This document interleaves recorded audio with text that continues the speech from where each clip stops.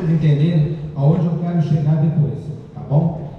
Bom, para quem não me conhece, meu nome é Marcelino, tá? Sou de Rio Grande. Nós temos um grupo lá de Amor Exigente, que tem 1 ano e meio mais ou menos, né? Vai fazer 2 anos agora em setembro. O ano em Porto Alegre, né? E a gente fica muito feliz, agradece terem participado.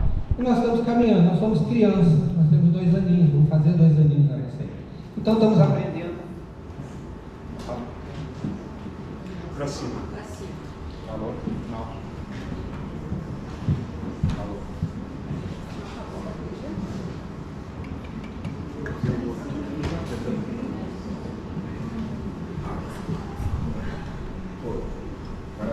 Oi.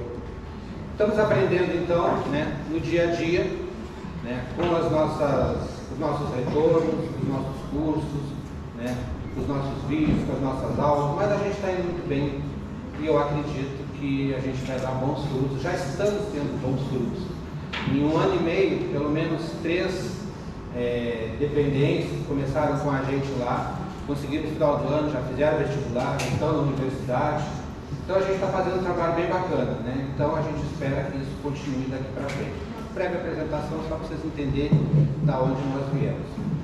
Gente, olha só, atitude e autoestima tem tudo a ver com o que a Paula ainda agora estava falando, tá? Então ela vai abrir o caminho para eu falar o que eu vou falar agora. O equilíbrio das emoções e uma relação saudável consigo mesmo. Emoção é algo que a gente tem que trabalhar dentro de nós, visto pela psicologia. Ou seja, eu tenho que equilibrar as minhas emoções, saber equilibrar as minhas emoções, para não me descompensar. Mas antes de eu entrar definitivamente nesse assunto, eu vou mostrar umas coisas um pouquinho diferentes para vocês. Vamos ver se eu me acerto aqui. Poxa. A neurociência vem comprovando cientificamente, que a Paula acabou de falar, né? E os psicólogos estudam há anos, já era verdade há mais de 1000 anos em outras culturas. Somos o resultado do que pensamos. Então, tudo que eu vou falar para vocês hoje está ligado a isso aqui. Somos o resultado do que pensamos. Tá? Eu trouxe isso aqui para vocês verem uma coisa muito interessante, que é o seguinte. Esse médico, Dr. Rüdiger, é um médico alemão. Na década de 80 para 90, ele fez uma pesquisa maravilhosa. E ele, dentro dessa pesquisa, quando chegou ao final dos anos 90, ele escreveu 3 livros. Preste atenção no título: A Doença como Caminho, A Doença como Símbolo e A Doença como Linguagem da Alma. Estamos vivendo mal emocionalmente e mentalmente, utilizando nosso pensamento de maneira tão ruim que estamos tendo doenças que não teríamos lógica em termos. Então, o que esse médico pesquisou? Que as nossas emoções, os nossos sentimentos geram doenças. E não só doenças físicas, mas doenças emocionais, doenças da alma. A doença como linguagem da alma. É o corpo se comunicando, é a alma se comunicando para dizer: tem algo errado neste corpo, tem algo errado nesta cabeça, tem algo errado nesta alma. Então isso é uma pesquisa médica, tá? Até bastante antiga. É fácil de achar esses livros eu estudei eles há muitos anos atrás, e eu gosto muito, de vez em quando eu vou lá, faço uma consulta, porque realmente tem todo o sentido do mundo. Quando a gente começa a pensar que todo pensamento torto que eu tenho, eu simplesmente estou carregando ele de uma substância que vai fazer mal para a minha saúde. Ou, se eu tiver um bom pensamento, eu vou fazer com que a minha imunidade suba e eu tenha boa saúde. Tá? Eu estou vendo ali o Luiz Fernando escrevendo. Foi bom porque eu me lembrei.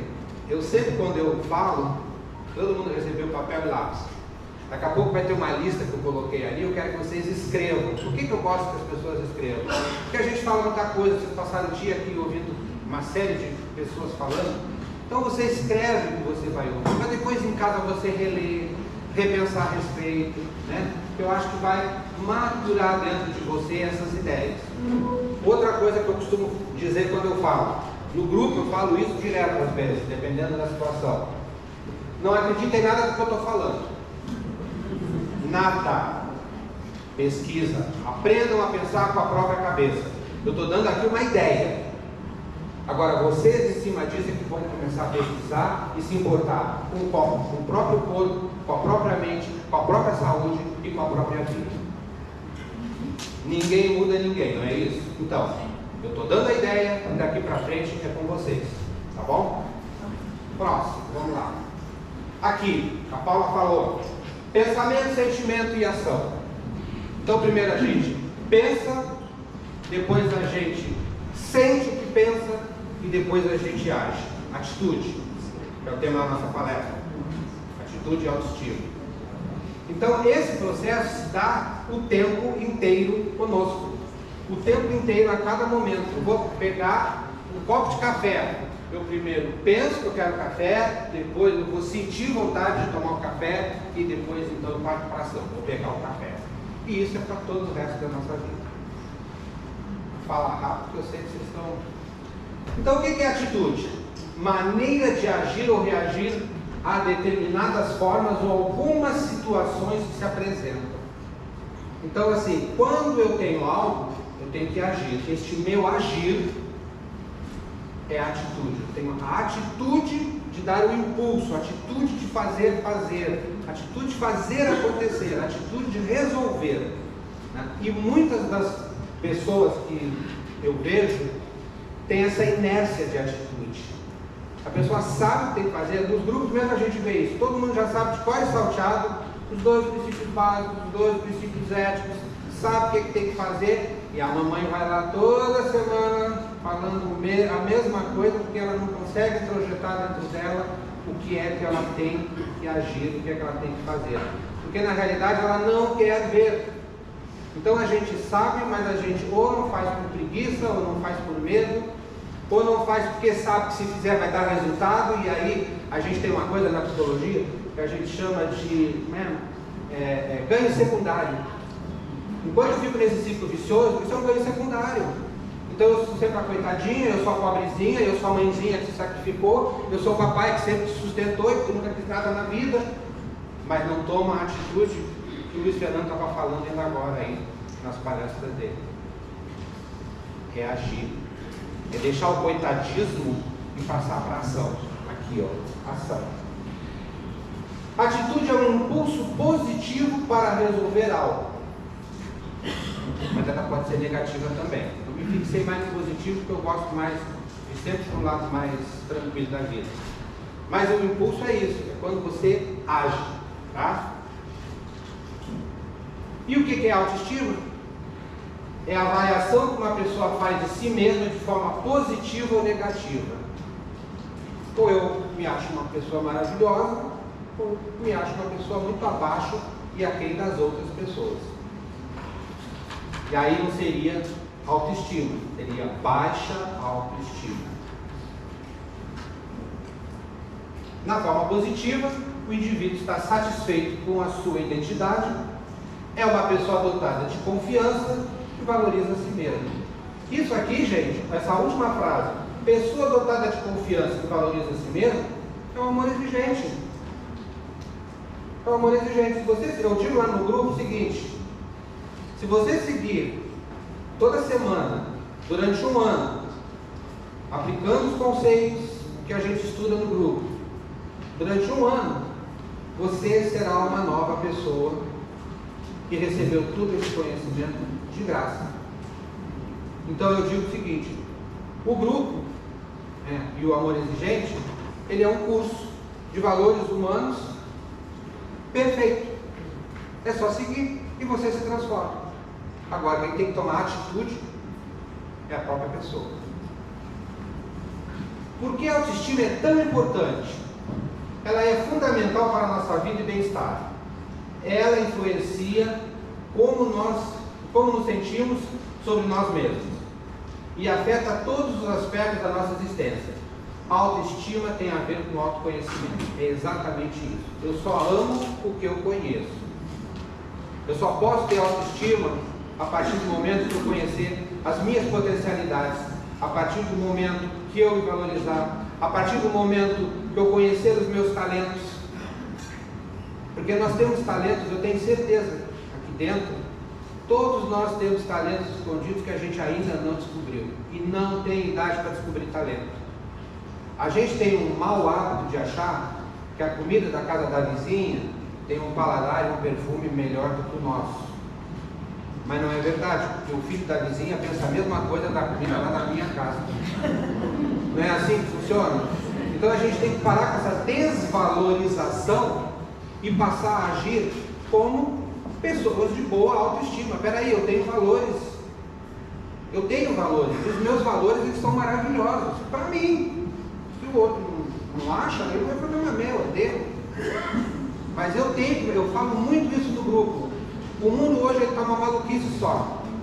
Então, para a gente traçar um parâmetro, eu digo o seguinte: façam o que fizerem, não subtraiam os valores familiares que nós temos. Todos nós, enquanto família, temos os nossos valores familiares. Então, se falarem alguma coisa, se você ouviu alguma coisa, se disseram alguma coisa e vai contra os nossos valores familiares, pensa que tem alguma coisa errada. Aí a gente tem que usar duas palavrinhas que eu gosto de trabalhar: lógica e razão. E sentido. Faz sentido o que eu estou ouvindo? Tem lógica isso que o Marcelino está falando aqui? É isso que a gente tem que pensar. Razão e lógica. E a gente tem que parar com a preguiça de não querer pensar, porque a gente fica assim, empurrando, o outro falou, porque o outro disse. E assim, é que nem a história do remédio que a minha estava contando aqui. Né? Então assim, a gente tem que começar a pensar com a nossa própria cabeça, raciocinar, tirar de dentro da gente mesmo aquilo que a gente acha que é o certo e o errado. Vamos ter muita coisa para estudar, mas do interior quem vai tirar é a gente. Vamos lá, eu gosto dessa imagem. Tudo passa pela mente. Somos o resultado do que pensamos e sentimos. Vamos lá. Olha só, a Paula fez uma pergunta, mas ela não estendeu. Né? E quanto que a gente usa dos nossos cérebros, 10% e tal. Aqui é um pouquinho parecido, não tão igual, mas é um pouquinho parecido. Do nosso livre-arbítrio, nós só temos 10%. O que você faz de vontade própria é tanto que você tem que se perguntar assim: mas eu estou fazendo isso aqui porque eu quero ou porque eu estou no loop entrando, né? Sabe por quê, gente? Olha lá. Eu botei um reloginho ali atrás com uma cabeça com engrenagem na frente. A engrenagem é porque a gente está o tempo inteiro elaborando, e criando. Mas, toda boa história tem um mas. Nós temos ali o fator tempo. E que fator tempo é esse? Muito simples. A nossa memória genética. Você já viu aquela criança que está no berço e a outra pessoa olha e fala assim: ai, que bonitinha, faz o mesmo jeitinho do vovô. A criança não conheceu o vovô, como é que ele tem a mesma? Porque a nossa memória genética. A gente tem memórias dentro da gente. A gente tem que muitas vezes quebrar padrões de memória. Por exemplo, eu tenho uma família lá do nosso grupo, são 3 gerações de dependentes. Foi um passando para o outro. Claro que hábitos, costumes e maneiras, mas acredito eu que a memória genética conta muito nessa fase. Então a gente tem que perceber qual é a história dos nossos antepassados. Quem foram meus pais, quem são meus avós, quem são meus bisavós, como é que eles viveram. A gente tem que ter essa memória genética da nossa família, para poder compreender o que é que eu estou fazendo e sentindo hoje. Porque se eu não sei como é que funciona, não é que eu não vá chegar no resultado, mas é muito mais difícil. Então vamos procurar saber quem foi minha avó, quem foi meu avô, quem foram os meus tios, como é que eles funcionavam, como é que não funcionavam. Tá? Então, somos o resultado do que pensamos e sentimos. Grande parte desse resultado vem da nossa memória genética. Não vou entrar muito no assunto, porque esse assunto é da Paula, não é meu, mas é só para dar uma pincelada aqui. Ó. Aí, ó, Paula, O intestino, nosso segundo cérebro. Por que eu gostei dessa imagem? Eu não vou entrar no assunto, mas é só para vocês entenderem o que eu vou falar depois. O nosso cérebro parece ter uma configuração muito parecida com o intestino. E aí a coisa da enfesada, que você falou, é verdade. Porque o que acontece? Quando a gente fica 2, 3, 4 dias sem ir no banheiro, a gente começa a ficar irritado, começa a ficar incomodado, não fica em pé, não fica sentado, se chamar de bonito, pergunta qual é o problema, a gente fica meio irritado. Não é assim? Pois é. Por quê? Porque o nosso cérebro, ele trabalha junto com o nosso intestino. Só que isso aqui não é o meu assunto, não domino esse assunto, mas eu trouxe para vocês porque quem trouxe essa ideia primeiro foi um senhor chamado Dr. Hélio Cova, no Rio de Janeiro. Eu tive o prazer de conhecer, tive algumas aulas com ele. E ele diz, ele que trouxe essa ideia, que é o mesmo médico que trouxe a medicina ortomolecular, que divulgou a medicina ortomolecular, por isso que ele se envolveu um pouco com esse trabalho. O segundo maior sistema nervoso do corpo, com mais de 100 milhões de neurônios. Mais de 100 milhões de neurônios. Então, mas por que tu vai falar de comportamento e está trazendo um intestino aqui para a gente conversar? Pela seguinte razão, a gente tem que prestar atenção no que é que a gente come. O que a gente come nos influencia. Então, se a minha alimentação é uma alimentação errada, ela vai mexer no meu emocional. E por que ela vai mexer no meu emocional? Porque o meu intestino está ligado ao meu cérebro. Por isso que vai mexer no meu emocional. Então, quando a gente começa a comprar um monte de comida industrializada, a gente não sabe o que os caras estão botando dentro da comida. Isso eu só quero dar um pouco de fogo aqui para vocês. Os mesmos caras que são acionistas das fábricas de comida industrializada são os mesmos donos das farmácias, dos laboratórios. Então vamos parar para pensar, né, gente? Por que há alguns alimentos, né? O japonês faz muito isso. Tu come porque o paladar é muito acentuado. E existem produtos hoje que primeiro começaram a dar para cachorro, deu certo, passaram para nós. Olha a inversão de valores. Para aguçar o paladar e a gente ficar preso naquilo ali. Depois, cerca de 80% da serotonina, o hormônio que regula a sensação do bem-estar do organismo, tem origem no intestino. Por essa razão, ele tem relação direta com o bem-estar emocional e a própria qualidade de vida. Então, uma parte vem do cérebro e outra parte do intestino. Por isso que eu quero mostrar para vocês o quanto é importante a gente saber se alimentar para nós podermos ter uma boa emoção, uma boa autoestima, né? Porque a gente começa a ter sentimentos. Isso já aconteceu comigo, gente. Eu estava num congresso em São Paulo, primeiro congresso que eu fui com psicólogo. De repente começou a dar uma neura, um mal-estar, uma coisa estranha. Parei, peraí, tem alguma coisa errada, o sentimento não é meu. Eu não sou assim. Aí tu vai dar aquela respirada, vamos mudar o foco. E as coisas mudam. Então às vezes a gente vai no automático e não está se dando conta que a gente está fazendo algo que naquele momento não está fazendo sentido. E a gente tem que prestar atenção nisso. Bom, aqui começa então a minha área. O que atrapalha a autoestima? Medo, culpa e apego. O apego é dividido no material e no afetivo. Vamos começar com medo. Ninguém que tem medo anda, trava. Se eu tivesse com medo, não estava falando agora aqui. Então, quem tem medo não consegue dar o próximo passo. Então, a primeira barreira que a gente tem que enfrentar é o medo. Mas como é que eu me livro do medo? Enfrentando. Rapaz, me caguei todo. Vai cagado, mas vai. Não deixa de ir. Porque quando você se cagou era autossabotagem. Entendeu? Então não deixa de ir, vai. Culpa. Isso a gente conhece bem aqui no Amor de Gente. Todo mundo tem culpa. Porque a culpa foi minha, porque a culpa foi isso, eu devia ter feito isso, devia ter feito isso. Você falou hoje o dia inteiro sobre isso. Eu nem preciso ficar explanando. E aí nós vemos o apego. Esse apego eu vou desdobrar ele lá na frente. Mas nós temos o apego material e o afetivo. Eu costumo dizer no apego material, eu só simplesmente digo uma frase: caixão tem gaveta. Então não fica se apegando demais às coisas do ter e se apegue mais às coisas do ser. Essa que é a parte mais importante da nossa vida.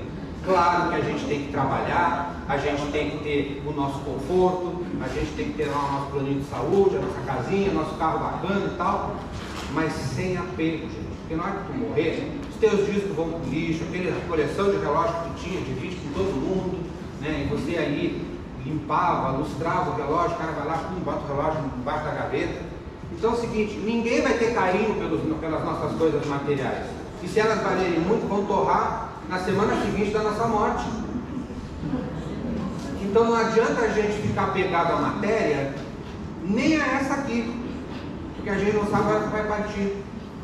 Então a gente tem que cuidar, tem que tratar, mas não ficar fazendo 30 botox por mês, né? 4, 5 cirurgia plástica, até ficar o Ken. Você já viu as imagens do Ken, né? Uns monstros, agora se acham bonitos, que aí nós vamos entrar uma outra história, que é a distorção de autoimagem. A pessoa é uma coisa, mas se vê outra. Mas isso não é assunto para nós aqui. E aí nós temos o apego afetivo. E o apego afetivo, também já foi falado muito aqui, é o que a gente muito vê com as mamães, né? Os dependentes, fica naquele apego e não consegue deixar o cara fazer o tratamento porque tem um apego. Gente, amor a gente não fica mendigando, não. Amor é livre, amor é espontâneo, amor vem da alma. E outra coisa, amor não é sexo, não. Amor é doação, amor exigente, é doação. Todos aqui somos voluntários, por quê? Por amor. As pessoas não sabem o que é amor, as pessoas confundem amor com sexo. São coisas diferentes, se fundem, mas são diferentes.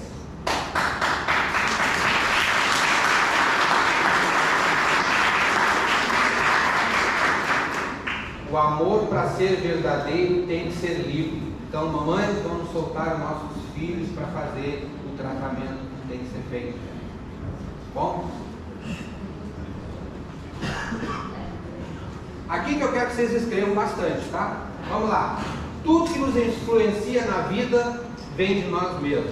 Então, esse conceito de que alguém se envolveu com a dependência química por conta do Luizinho, do Josézinho, do Marcelino, e sei lá, não existe, gente. A predisposição estava dentro da pessoa. Então, tudo que nos influencia vem de nós. Os medos vêm de dentro de mim, a culpa vem de dentro de mim, a dependência vem de dentro de mim. Eu, por exemplo, morei, para quem já me conhece sabe, eu morei quase 40 anos no Rio de Janeiro, convivia em tudo que era tipo de tribo, todo mundo se drogava. Nunca precisei, porque não está na minha genética. É isso que eu quero que vocês entendam, que a Paula falou da predisposição. Eu não tenho a predisposição, então pode botar bebida, botar o que for na minha frente, não vai rolar. Eu era o único cara que ia para o bar tomar Coca-Cola. Mas, enfim, também é uma outra droga, né? Mas não é? Você sabe por que a Coca-Cola vicia? Porque eles vão todo mês, eles trocam a fórmula, pequenas micro, então não dá para enjoar. Vamos lá. Devemos nos libertar do passado e exercitar o perdão. Gente, essa aqui é uma grande chave para a vida de vocês. Exercitem o perdão o tempo inteiro. Aí você brigou com a Dona Maria porque, sei lá, fez alguma coisa que você não gostou e você não vai perdoar nunca mais, ou a sogra, enfim. Sabe o que eu quero dizer para vocês? A gente não perdoa porque o outro merece ser perdoado. Eu perdoo porque eu mereço ter paz. Porque na hora que eu perdoar ela, eu me livro desse problema. Aí o que ela vai fazer com o estilo de vida dela é problema dela. Minha filha, vai, eu te perdoo. Nos diz Jesus, eu te perdoo e não peques mais. E esquece. Porque quando você não perdoa, você fica com aquilo martelando na tua cabeça o tempo inteiro. E aquilo fica agoniando na tua cabeça o tempo inteiro. E você fica criando toxina dentro de você o tempo inteiro. Então faz o seguinte, é muito mais fácil chegar, reza o Pai Nosso e diz, ó, eu te perdoo, vai em paz, vai com Deus. Porque tem uma coisa, perdoar não é reconciliar. Perdoar é uma coisa, reconciliar é outra. Eu te perdoo, mas como eu conheço a tua personalidade, como eu conheço como tu funcionas, eu não te quero perto de mim, porque eu posso de novo incorrer no mesmo problema. Então eu vou me liberar deste problema. Você está perdoado, mas eu não quero mais a sua amizade. Com qual informação eu estou alimentando meu mental emocional? Aqui, pessoal, o que eu estou vendo de filme? O que eu estou escutando de música? O que eu estou vendo de noticiário?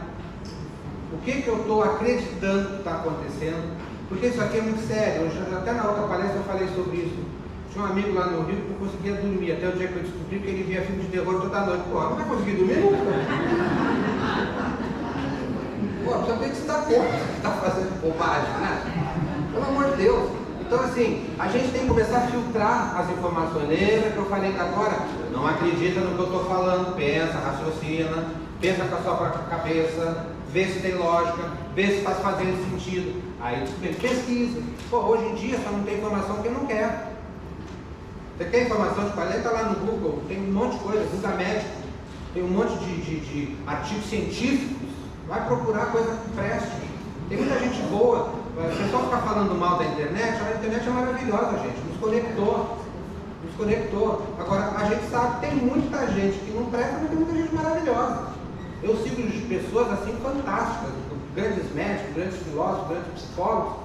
Tem muita informação. Então, vamos usar essa informação de forma positiva. Por quê? Tudo que eu estou falando aqui para vocês, ele vai te englobar com a autoestima. Se você, não exercita o perdão, você está com a autoestima baixa, porque está valorizando mais o outro do que você mesmo.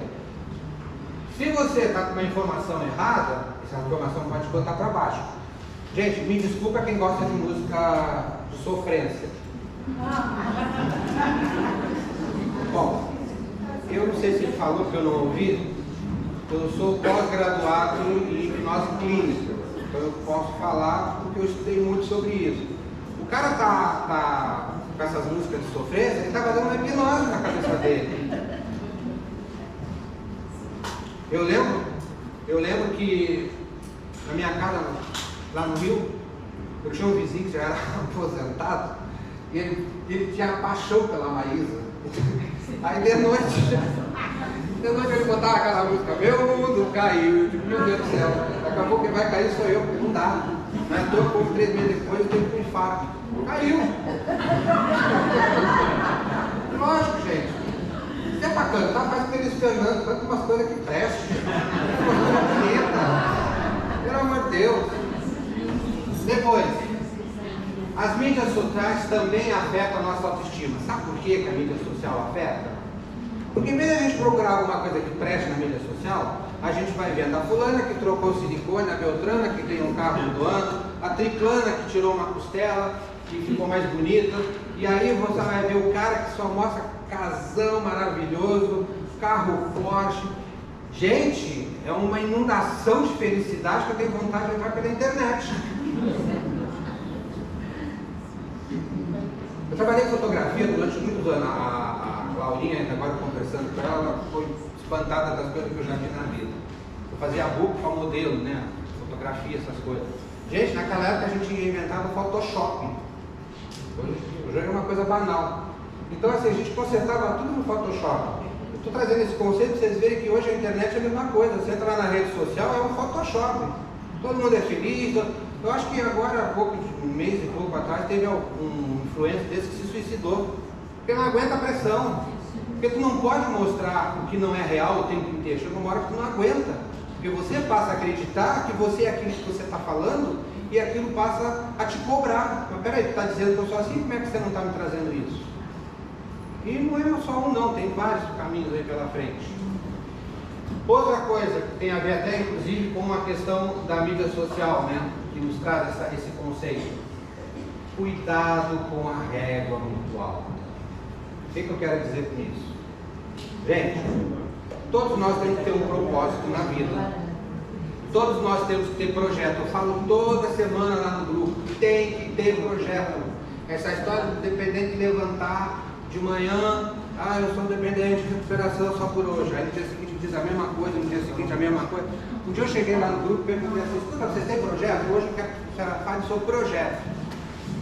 Aí fica todo mundo cara de banana olhando para a cara da gente. Só que tem que pensar o seguinte, projeto, eu posso fazer um projeto grande, eu posso fazer um projeto pequeno. Por exemplo, o que é um projeto? Uma manhã domingo, não tem nada para fazer, vou arrumar a gaveta. É um projeto. Ou seja, ele tem algo para fazer. Agora imagina se acordar, não tem nada para fazer hoje, que de chato, enjoado. A gente tem que ter projeto na nossa vida. Agora, tem que ter cuidado com a régua. Porque de repente eu invento de ganhar dinheiro para comprar um carro no final do ano, mas o meu trabalho, o meu prolabore me dá condições de juntar esse dinheiro. E aí, quando eu faço um projeto muito alto e eu não consigo, eu crio o quê? Frustração. Então vamos fazer as coisas de forma que eu vou sonhar, eu vou desejar, mas desde que seja possível. Por exemplo, eu gosto muito de astronomia, né? Ok, vamos imaginar que eu quisesse ser astronauta. Eu posso. Mas vocês acham que eu, com 63 anos de idade, vou conseguir estudar e ser um astronauta quando é uma agulha no palheiro que sobe lá para cima?